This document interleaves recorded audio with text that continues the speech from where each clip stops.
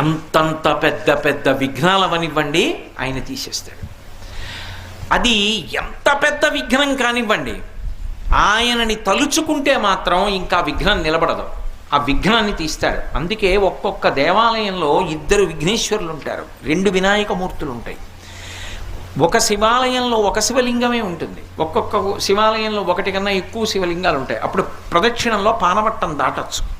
సరే, ఇప్పుడు శైవాగమానికి సంబంధించిన విషయం ఎందుకు, కానీ వినాయకుడు సాధారణంగా ఒక్కడే ఉంటాడు, ఉండాలి కూడా. కొన్ని చోట్ల ప్రత్యేక సందర్భాలలో ఇలా ఎందుకు పెట్టారండి అని మీరు అడిగారు అనుకోండి, వాళ్ళు చెప్పలేరు.